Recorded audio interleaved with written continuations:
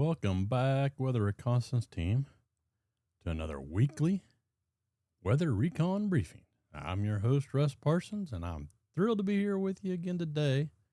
Today's Monday, November 3rd, 2025, bringing the latest on what Mother Nature has in store for us in the Great Plains states of the United States of America.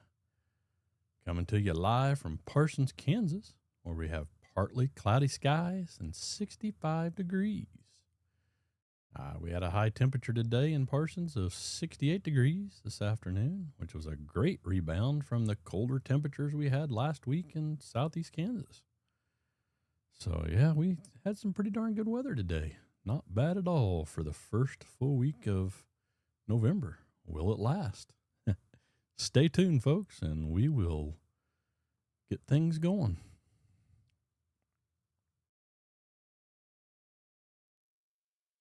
All righty.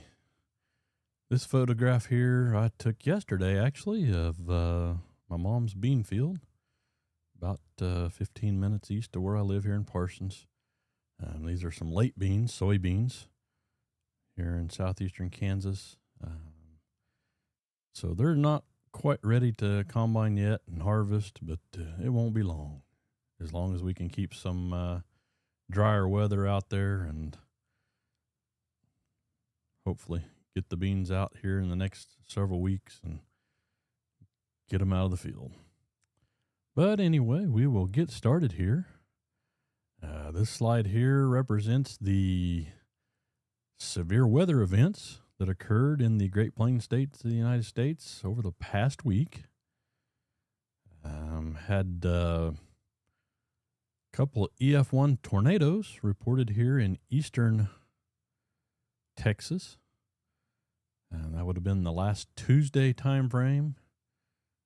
Tuesday evening, I believe, or overnight.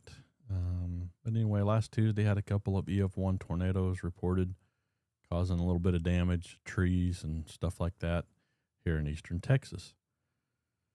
Sunday night, early Sunday morning, they had a 2-inch hail marker here, south of San Antonio, anywhere between Austin and very southern tip of Texas here. Had several reports of some large hail, severe hail here, with some storms that moved through early Sunday morning of this past week. But that was pretty much all the severe weather reports reported in the Great Plains states. Did have a report of snow here in western South Dakota. That's what this little icon means here up here in western South Dakota. So they had a little bit of snow reported in South Dakota this past week. Alrighty, this is our hazards outlook for Wednesday of this week through the next Sunday. Nothing really to speak of here in the Central Plains states or in the Plains states all over.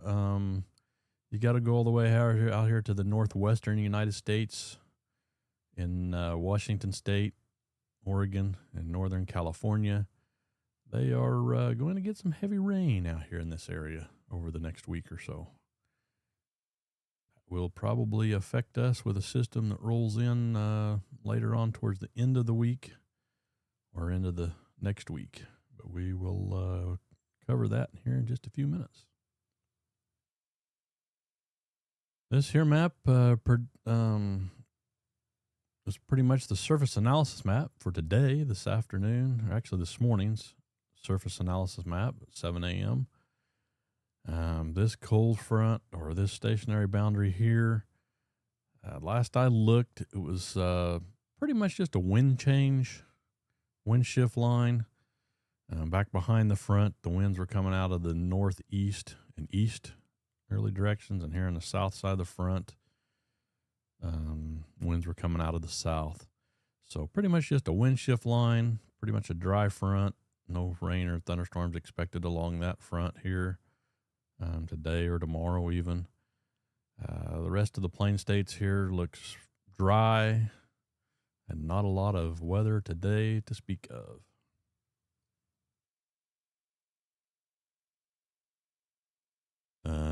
We'll we'll jump right on into the surface analysis chart for tomorrow, November the 4th, on Tuesday. That front moves back to the north as a warm front here through Nebraska and into South Dakota. And we got a little low pressure system here in south central South Dakota tomorrow. Once again, no rain, no precipitation predicted in the Plain States tomorrow. Tomorrow, we do have a couple of areas of fire weather outlook areas. I would suggest probably not burning in these areas. It'd be the Nebraska Panhandle up here and southeastern Wyoming, and here in eastern New Mexico and the Texas Panhandle. Those two areas has got some pretty critical conditions for fire weather, and probably not advisable to burn in those areas tomorrow. Wednesday surface analysis chart, Wednesday, November the 5th. This front moves back to the south as a cold front. Pretty much it's going to be nothing more than probably a wind shift change, wind shift line again, as it moves south into Kansas and Oklahoma. The low pressure that was up here in South Dakota on Tuesday will move all the way up here to Michigan, with the trailing cold front back behind it.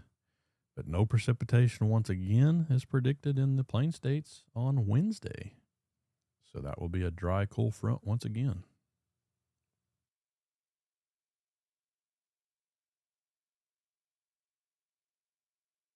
Got passed over Thursday there. We'll go back. Excuse me. The cold front moves back north once again as a warm front across. This is on Thursday, November 6th of this week, this upcoming week. The cold front that was down here in northern Oklahoma on Wednesday will move back to the north and east as a warm front on Thursday, with another low pressure center up here in South Dakota. And they are predicting a little bit more showers up here in North Dakota on Thursday time frame. It'll be along the front here. So looks like a little bit of rain and showers in North Dakota on Thursday time frame.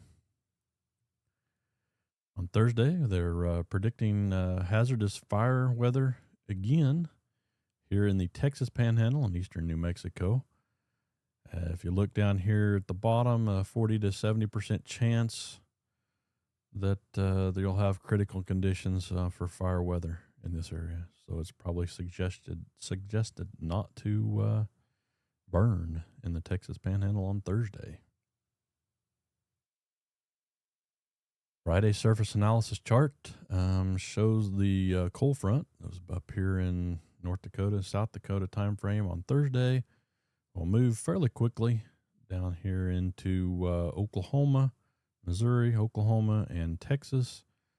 No precipitation along this front, still pretty dry. Not a lot of moisture for these fronts to work with this time of year. So this will be another dry front here. The front we are going to keep an eye on up here is the one in North Dakota, Minnesota areas. This will be dropping south and giving us some cooler temperatures by the Sunday time frame.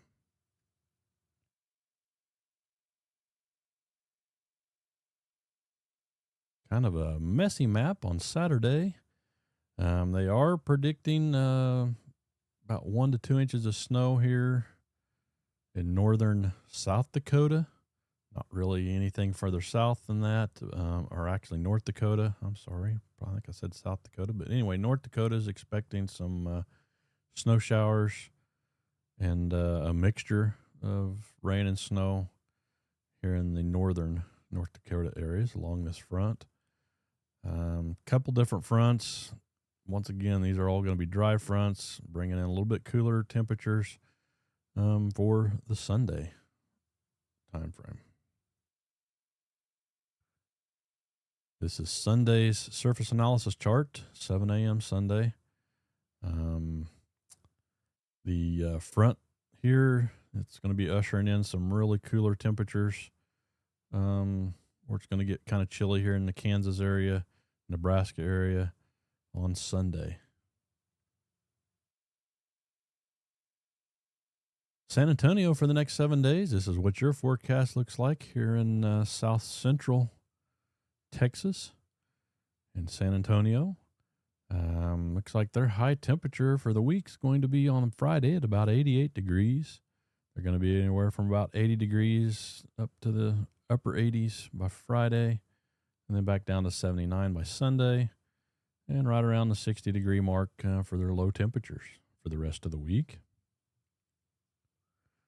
Oklahoma City, clear skies day and night. You can't get much better than that this time of year. And look at these temperature folks in Oklahoma for this upcoming week. Temperatures are rebounding pretty decent this upcoming week. Get out and enjoy. I know here in the Central Plains, Central and Northern Plains and Southern Plains, we've all got one less hour of sunlight to deal with, to get out there and enjoy stuff in the evening time. But I believe our sun sets here in southeastern Kansas at about 5:30 right now, and that will keep going backwards to about 5 o'clock in first part of December for a 5 o'clock sunset in first part of December. But anyway, Oklahoma City, mid 70s to upper 70s for the rest of the week. And then with that cold front that drops south Sunday, be about 60 degrees for a high and about 45 for a low on Sunday, if not a little bit cooler Sunday evening than that. Wichita, Kansas, really decent temperatures in Wichita, south central Kansas over the next week, anywhere from about 73.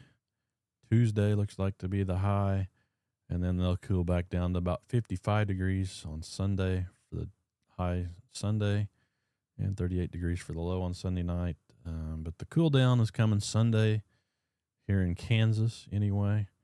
It'll be earlier than that in South Dakota and Nebraska, but do expect to cool down about the Sunday time frame. No rain chances, though. Here in Parsons, pretty much the same thing. We'll get up to about 76 degrees on Thursday, which will top out for the week at 76. And we'll get down to about the middle 30s for lows on Sunday night with a high of 56 on Sunday. But pretty much clear skies day and night. Can't complain about these temperatures and everything coming up first week of November. Lincoln, Nebraska. They're expecting some cloudy skies at night, off and on throughout this week.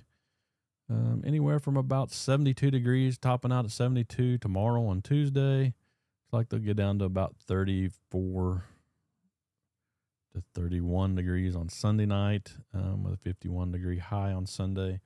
So everybody's pretty much going to cool down on Sunday with the front. PR South Dakota, they're in central South Dakota. Pretty much clear skies during the day, partly cloudy skies on Saturday, but cloudy skies at night. They're going to top out at about 64 degrees on both Tuesday and Thursday.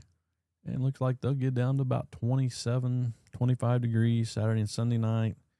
So they're actually going to get pretty chilly there in South Dakota over the Sunday time frame. Why not North Dakota?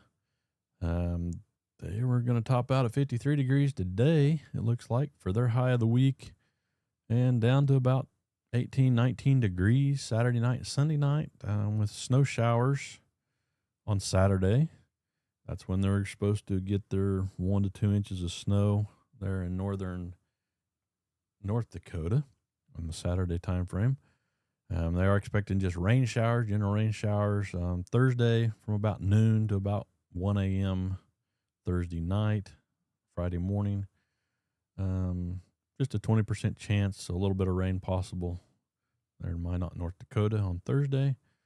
But looks like Sunday they'll expect a high of about 37, low of about 18 degrees.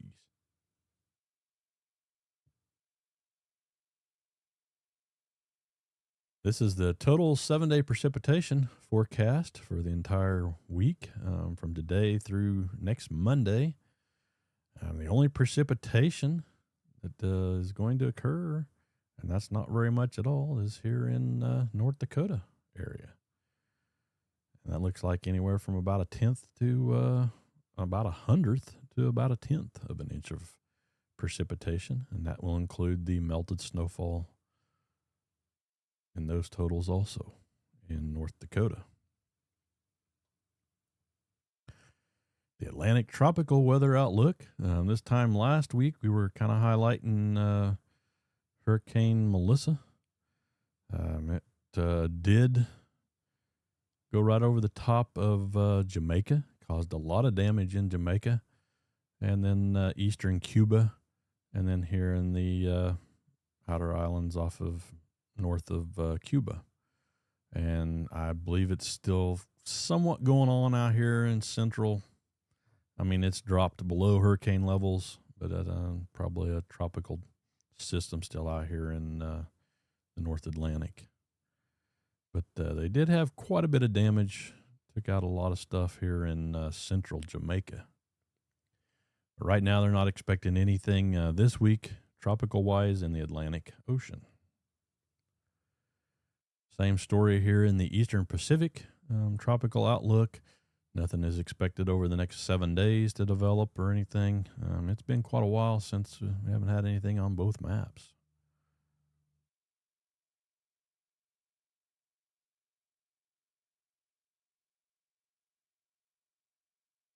This is our Beyond the Forecast segment where we take a deeper dive into a weather topic or discuss a broader trend. Today, we're going to talk about what a landspout is and why they occur. I kind of give you a heads up here. I believe that was a couple of weeks ago. They had a couple landspouts there in the Texas Panhandle that was reported on the severe weather map. And I told you at that point in time I would try to describe to you what a landspout is and how they are different than a tornado. When we think of a tornado, we often picture a massive dark funnel cloud dropping from a brewing supercell thunderstorm. But nature has another trick up its sleeve, a phenomenon that looks like a tornado, acts like a tornado, but is born from a completely different process. Today, we're talking about landspout. So what exactly is a landspout? In the simplest terms, a landspout is a non-supercell tornado. It's a rapidly rotating column of air that makes contact with both the ground and a cumuliform cloud above. Unlike traditional tornadoes that form within the powerful, rotating updraft of a severe supercell thunderstorm, a feature called a mesocyclone, landspouts form from the ground up. Think of it like this. Regular tornadoes are born from the storm's rotation. Landspouts are just existing rotation that a storm happened to grow into. The key ingredient for a landspout isn't a massive violent storm, but rather pre-existing low-level rotation near the surface. This can be caused by topography, wind shifts, or boundary lines in the atmosphere. The air near the ground is already spinning gently. Now, add a growing cumulus cloud to the mix. On a warm, sunny day, heat from the ground creates rising pockets of air, or thermals. As one of these thermals rises directly over an area of pre-existing rotation, it stretches that column of spinning air vertically. Imagine a figure skater pulling their arms in during a spin. They spin faster. The atmosphere does the same thing. As the column is stretched and narrowed by the rising air, the rotation intensifies dramatically, eventually becoming a tight, visible vortex. The landspout becomes visible when the pressure drops inside the vortex, causing water vapor to condense, or when it sucks up dust and debris from the ground. These events are often weaker than their supercell counterparts, typically registering on the lower end of the enhanced Fujita scale, an EF0 or an EF1. They are also usually smaller and dissipate quickly, often within a few minutes, as soon as the associated updraft weakens or shifts away from the area of surface rotation. But weaker doesn't mean harmless. Land spouts can still be dangerous. They can produce winds up to 100 miles per hour, capable of flipping mobile homes, lifting vehicles, snapping trees, and causing significant localized damage. They are also incredibly difficult to warn for because they develop so rapidly and don't show up clearly on traditional Doppler radar like supercell tornadoes do. In summary, a landspout is a fascinating atmospheric phenomenon that reminds us of a tornado doesn't always need a monster storm to form. It just needs the right combination of surface rotation and a little bit of vertical stretching. As always, stay safe, stay weather aware, and thanks for listening. That pretty much wraps up this week's weekly Weather Recon update. Once again, thank you for tuning in, and make sure you stay weather aware. Remember, knowledge is power when it comes to weather. You can always stay up to date by following us on Facebook at Russ Weather Recon for additional resources and detailed forecasts throughout the week. I really do appreciate everybody tuning in. I'm still trying to grow my YouTube channel mainly. I am on Facebook. I don't know if anybody's seen any of my reels that I'm putting out. That seems to be pretty popular. Some short outtakes of what I've talked about in this briefing. But make sure you do check out my YouTube page. Like the videos, subscribe to the channel, and make sure you're getting your notifications of when I go live. Try to go live every Monday afternoon at about 5 p.m. Central Standard Time. We are in Standard Time now, but also on here on Facebook at Russ Weather Recon and Twitch. I do stream on these live at the same time. Make sure you go out there, tell everybody about the channel, and have a great week, folks.